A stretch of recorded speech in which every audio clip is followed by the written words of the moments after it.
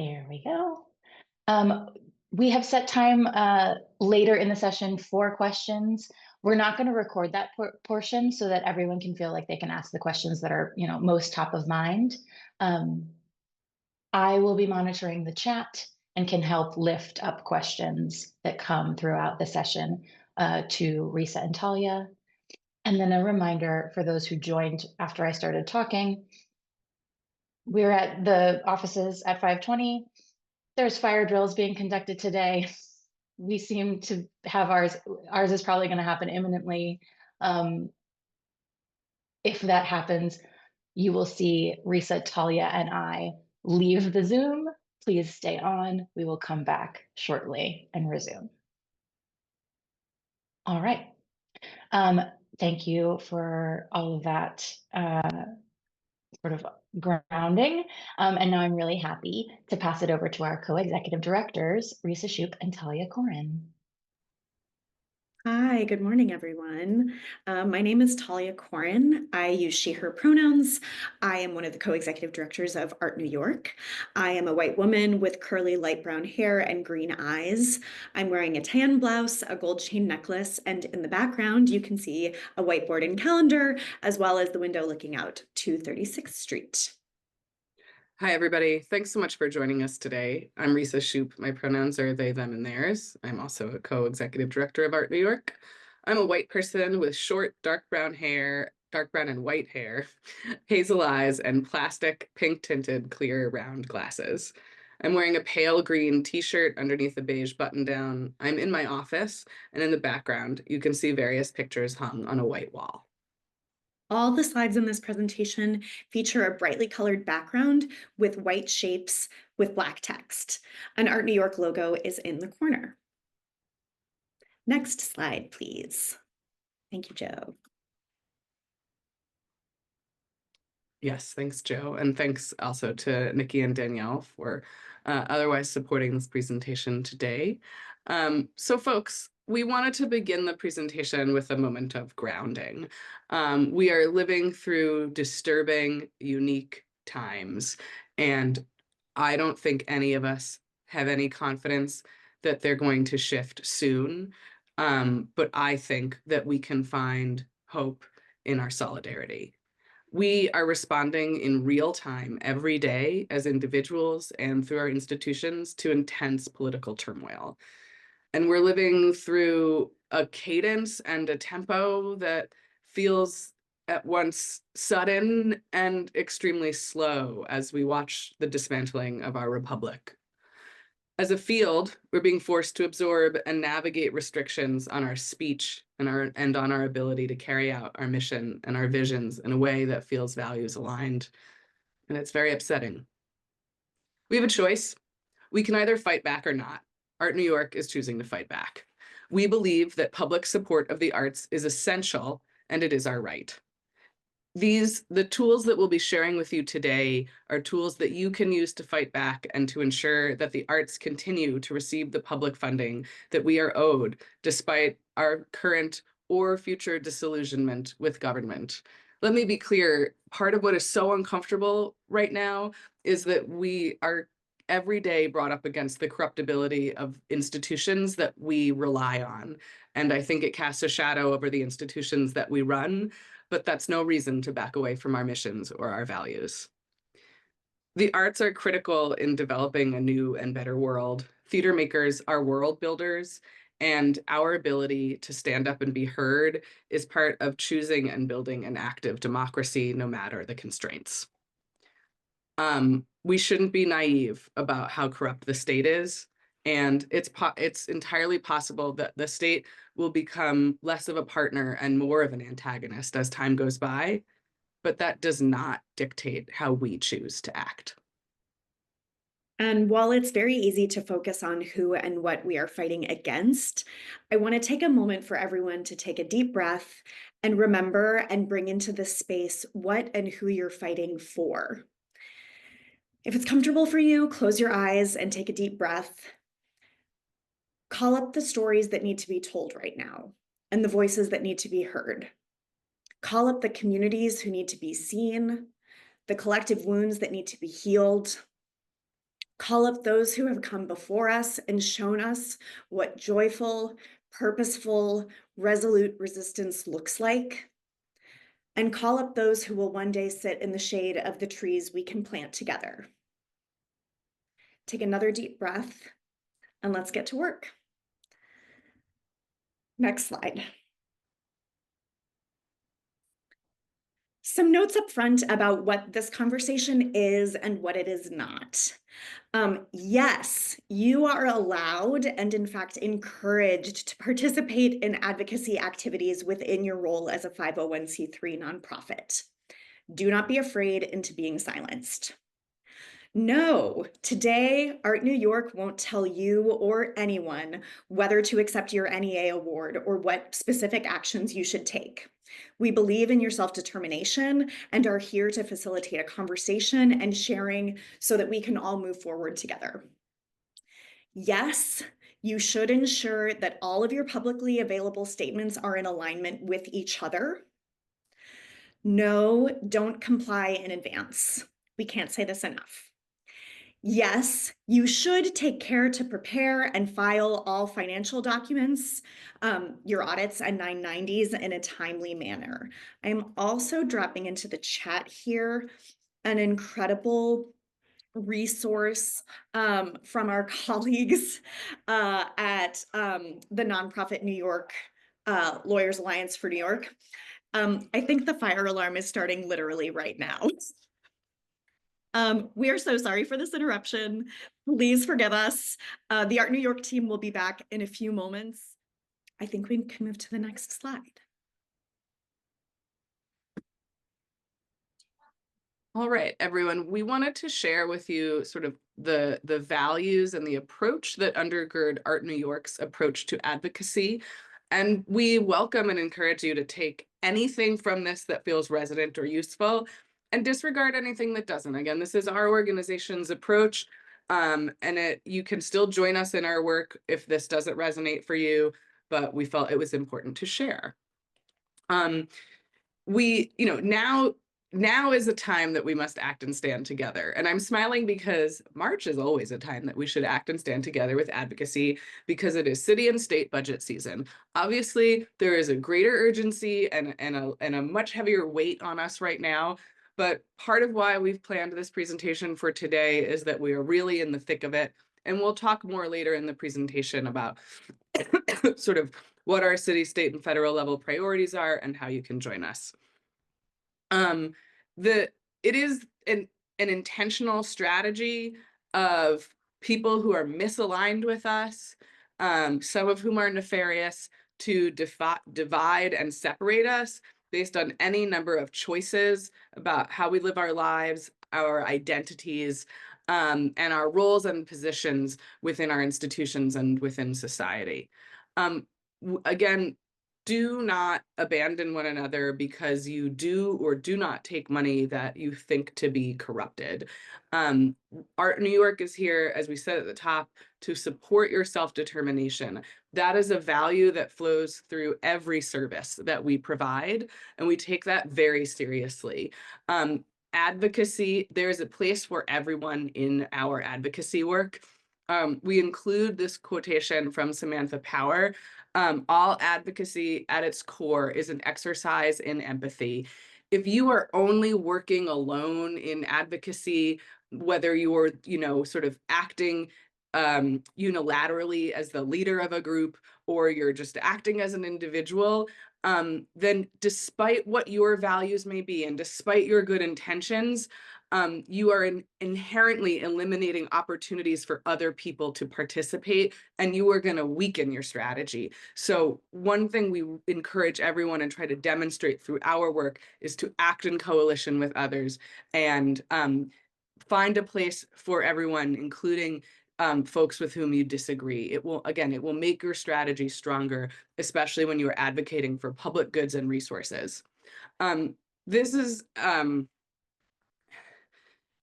We also want to acknowledge at this point that, when it comes to the NEA, it's really stressful because there doesn't seem to be money that is being offered to replace the NEA funding. And that's another reason that we are encouraging you not to abandon one another because of the decisions that you may make to take that money or not.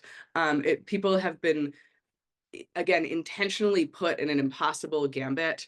I think the federal government understands very well that there isn't going to be a replacement for that money, and that folks, that this is part of a divisive strategy that we need to resist, right? And find solidarity through moments of comfort and discomfort with one another. Joe, next slide, please. These are what we think of as the components to successful advocacy. It takes people, it takes planning, and it takes participation. I like to think of this as sort of like an each to the best of their own abilities sort of strategy, because not everyone has to participate in the same way. But we want to act in coalition with others. We want to offer multiple opportunities for participation and respect people's decisions about how they participate. And we want to plan for successful campaigns. This is also part of working as a group, right? When you work as a group, you inherently need to plan because you need to involve the perspectives and schedules and needs of others. So again, successful advocacy takes people, planning, and participation. And I'll pause for a moment so that you can read the text on the slide.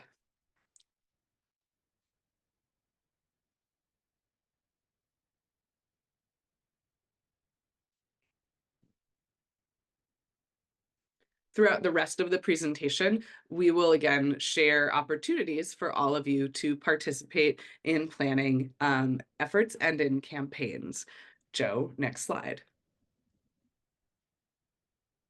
So, as Risa said, we see a role for everyone within advocacy efforts at A.R.T New York. We see advocacy as a 360-degree activity, not a unilateral or single direction activity. And because we work in coalition and because we believe in the agency and influence of every actor, we don't see this as a hierarchical, like we are asking or people are giving, right? We are all working in a varied and complex and intersectional way. But we offer some framings that demonstrate some of the common configurations that you will see A.R.T New York act with, for, and in relation to others.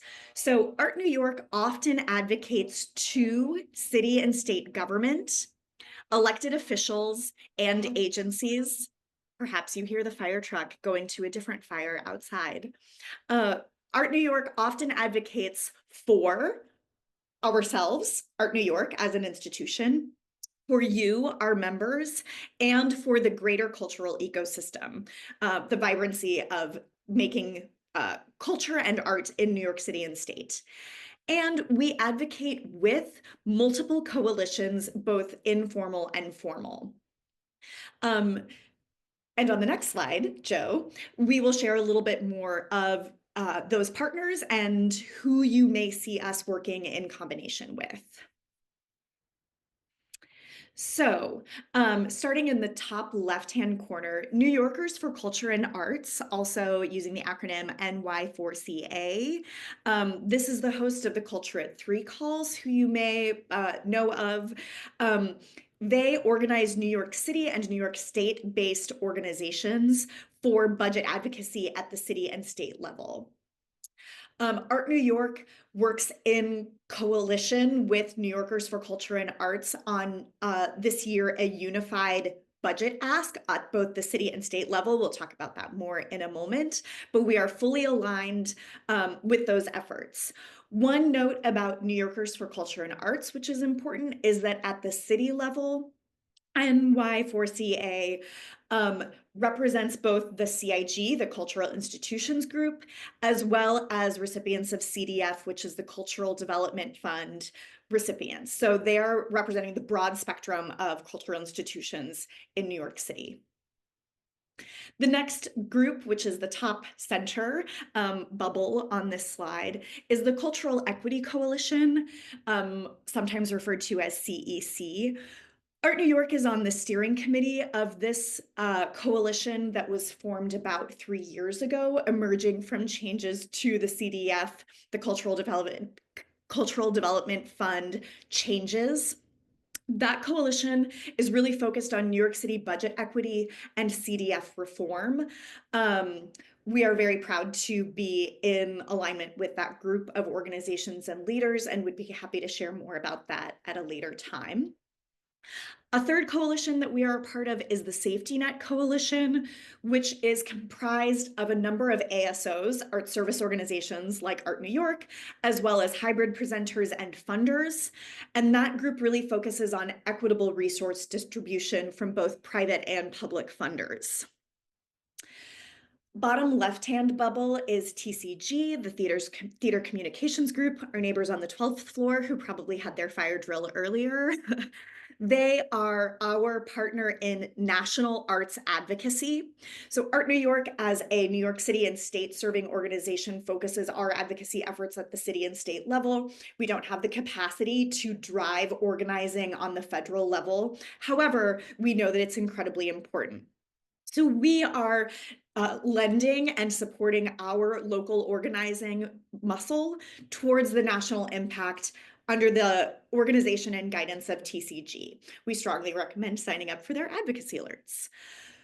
We're also working closely with our staff and board, who are working artists across the field, to build relationships, surface opportunities, and activate our networks. And most importantly, you, our members, fuel, inspire, and inform everything that we do at Art New York, and we thank you for your trust and partnership. We can move to the next slide, I think, Joe. So over the next 3 slides, we're going to talk to you about our advocacy priorities and opportunities for you to participate in advocacy efforts with us at the city, state, and federal level. And we're going to start with the city level. A really important and exciting note about this year is that we will be electing, hopefully, a new mayor and 10 new city council members. 8 of those are folks who received a 3rd term in city council way back when Bloomberg passed legislation to allow him to serve for a 3rd term as well. And the remaining 2 council members are folks who have stepped down to take other positions either in the private or public sector. So you should look online to see if your council member is up for re-election. Again, in all 10 of these races, the current council member will not be running for re-election for different reasons. Please stay tuned for information, both from Art New York and New Yorkers for Culture and Arts, about candidate forums. Art New York co-hosted a mayoral candidate forum earlier in February, and I hope that we might be able to participate in another mayoral candidate forum closer to the fall. So again, stay tuned for more information about candidate forums from us and New Yorkers for Culture and Arts. Our 2 priorities for city advocacy this year are an expanded budget ask and reform of the Cultural Development Fund. Our expanded budget ask is for a total of $75 million. This breaks out as follows. We are asking the council to pass a budget in June that baselines $45 million for the Department of Cultural Affairs and adds to that a one-time increase of $30 million.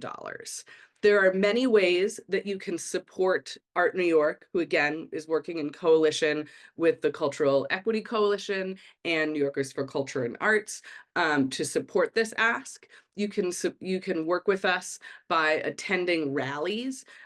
These usually take place on the steps of City Hall, much closer to June 30th. We don't know yet when the budget will be voted on. It has to be voted on by June 30th. So usually rallies take place in late May and throughout the month of June. We will always share information about how to attend those and if we need extra help, and we will encourage you to join us. We encourage you to attend all budget hearings related, of course, to arts and culture, but also to small businesses. Those of us who are here representing institutions, we run small businesses. So please try to prioritize both of those, as well as finance committee hearings. We can share offline some good tips from New Yorkers for Culture and Arts about how to sign up for hearings and how to prepare testimony. You can participate virtually or in person, or you can just send testimony. All of it counts. All of it is part of the public record. All of it is motivational to council members. All of it counts. So again, you can pick how you participate based on your needs and your schedule. And again, we will share more about this as we have already done in the past through past advocacy alerts. And finally, you can join us and or New Yorkers for Culture and Arts in planned meetings with council members. You can also reach out to your council member and ask for a meeting. That's what they're there for. You are fully permitted and welcomed to do that. I would suggest prioritizing the council member where your business is based and or the council member where you typically produce theater. So like if you have an office in one district, but you typically produce at a theater in a different district, that's another council member that you might meet with. And you can also prioritize the council member who reps the district where you live. You're not just a resident, you're a resident who works in this industry and lives in that district, and your voice and need for support for arts and culture should matter to your council member, and you should be heard. So again, we are suggesting that to support the expanded budget ask of $75 million for the Department of Cultural Affairs, that you join us at rallies, which will take place later in the spring, usually in May and June, that you come to hearings, prioritizing finance committee hearings, the Committee on Arts and Culture and Intergovernmental Relation hearings, and small business hearings. And that you also join us and or New Yorkers for Culture and Arts in meetings with council members, and that you consider asking your council member for a one-on-one meeting. And you can reach out to us at any time for additional information about how to do that. I'm going to pause for a moment because I saw some questions coming in through the chat while I was talking, and I will just ask Danielle, are there any that you want to elevate in response to what I just said? It's all about like how can people find out about these hearings, and is there one aggregate place? And so we're gonna we know about the one on March 18th that is coming up. As a follow-up to this meeting, we can share details and a link to whatever link exists for that, as well as like additional resources on where you can find out when these things get scheduled. Yeah, so we have your contact information as participants of this roundtable, and we'll share this with you directly. So you should expect an email follow-up with very clear instructions about how to sign up for hearings and provide testimony, again, through whatever opportunity works best for you. Our other priority this year is reform of the Cultural Development Fund. The number one most important way to support us in this work, and this is a multi-year campaign, is to respond to our CDF impact survey. As many of you may recall, for the third year, Art New York partners with Dance NYC to administer a survey to assess the impact of cultural development fund allocations on organizations throughout the arts and culture sector of New York City. So this is not just for theater makers, it is not just for dance makers, it's for every and all discipline, whether you applied or if you applied for CDF, whether you received an award or not. The survey takes approximately 10 to 15 minutes to complete. You will want to access your DCLA portal so that you can share information about past awards.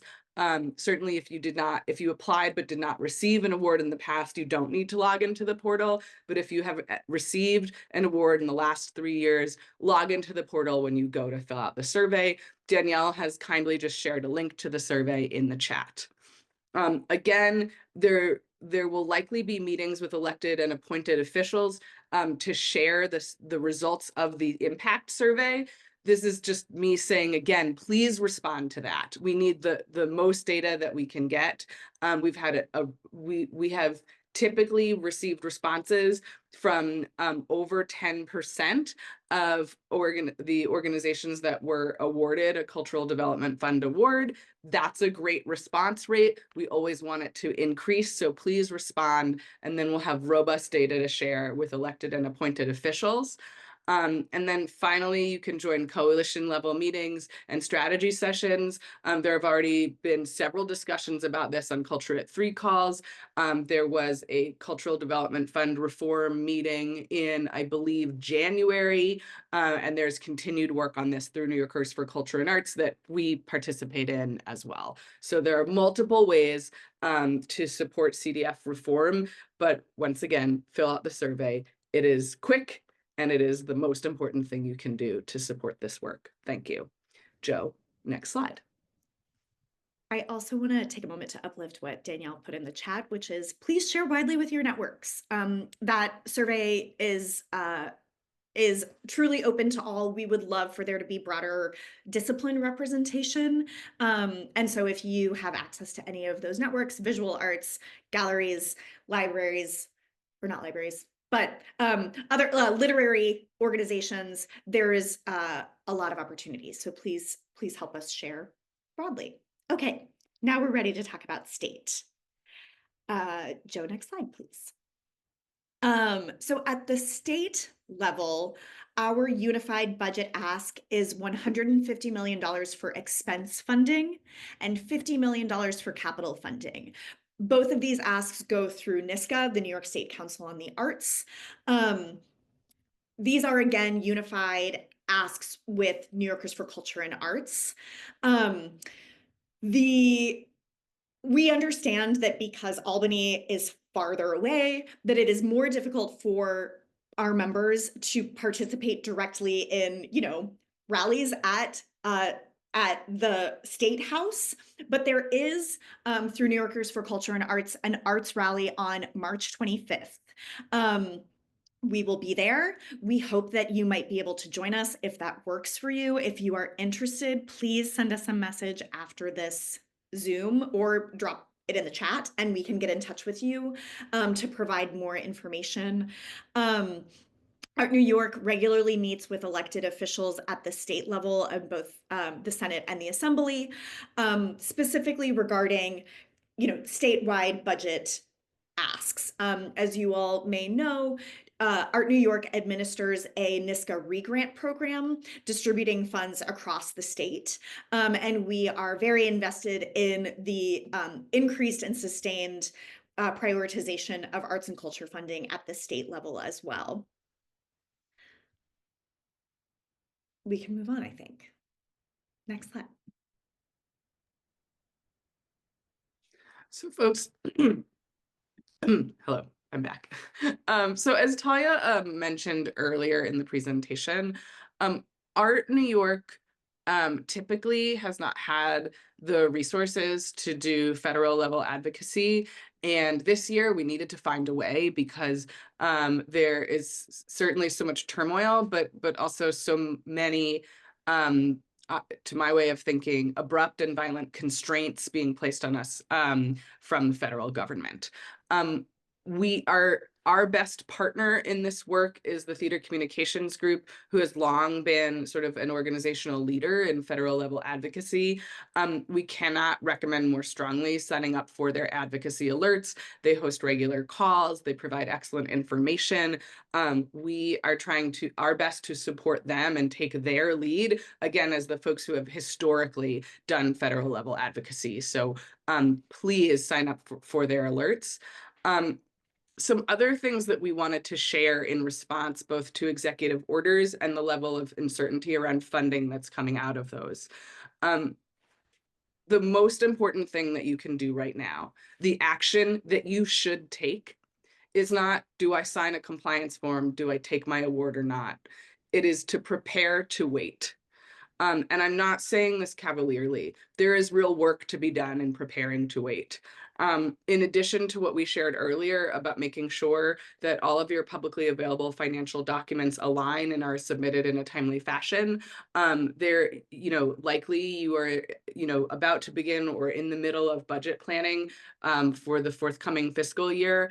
And whatever you can do to financially plan to give your organization runway to wait out court cases that have already been launched in response to executive orders will do you well.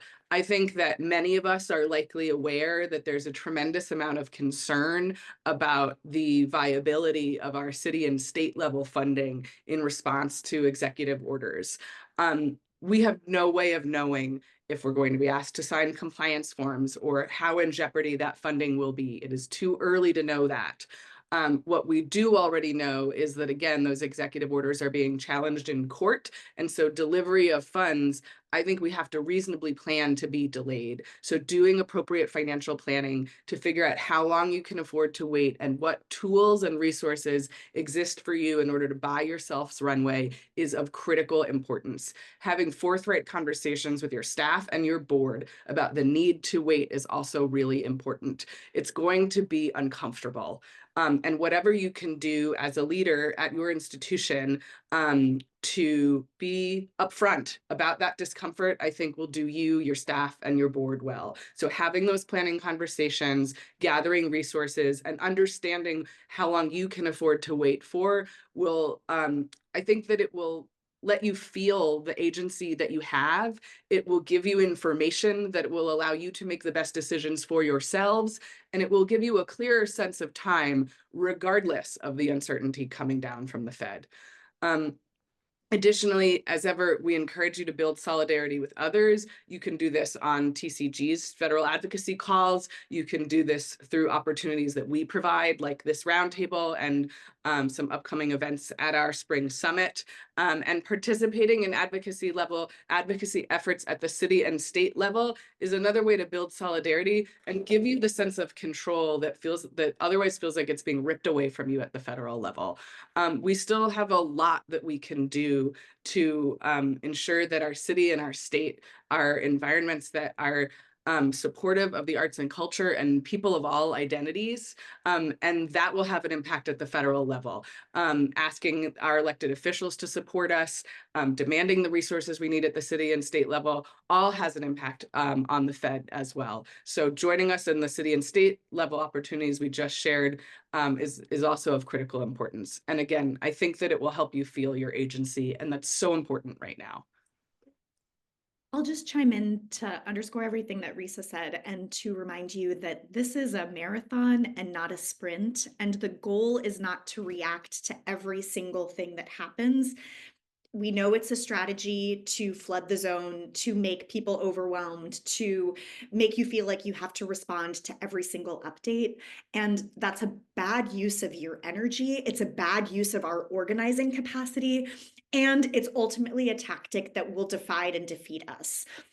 And so, to Risa's point about keeping an eye on the long game, ensure that you maintain your energy and also your focus on the work that matters, on the people who matter, on the communities that you are close to. There is so little to be gained by trying to track every manipulation and every misdirection. And so we hope that by offering these really practical and meaningful opportunities for you to experience and express agency, that will be a more both like constructive and rewarding and affirming use of your time. And we also know, as Risa said, it's tremendously uncomfortable. And I think the practice that we can all build of being more comfortable with discomfort is essential and imperative. And, I think going to the theater, supporting each other's work, being in space with the community that we have, whether it's at the Spring Summit, again, whether it's at a TCG call, whether it is at an New Yorkers for Culture and Arts rally. These are all spaces where you can reboot and regenerate, and also exercise the power and agency that you do have. And Sue, while we're still on this slide, I'll respond to a question in the chat. I'm just going to respond from my own personal opinion, because this isn't something that Art New York has yet discussed.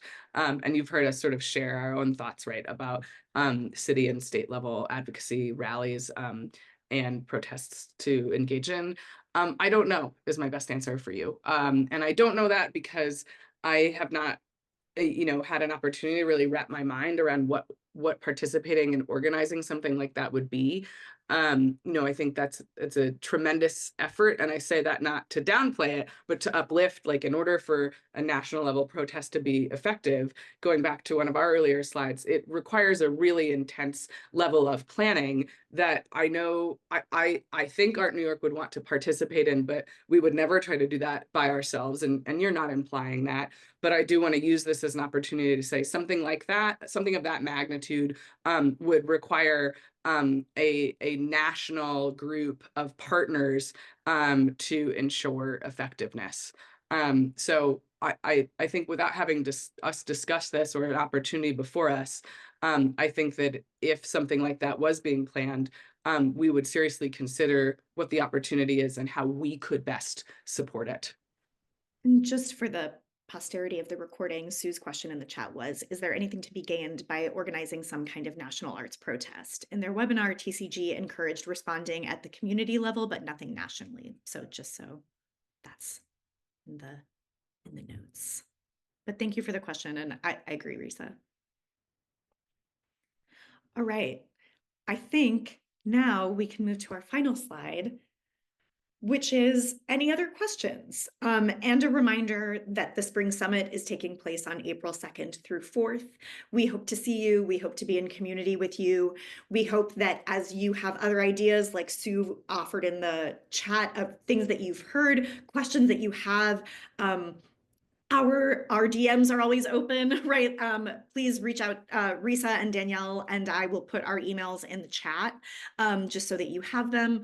And we would love to continue the conversation. We'll absolutely share information on rallies and opportunities upcoming.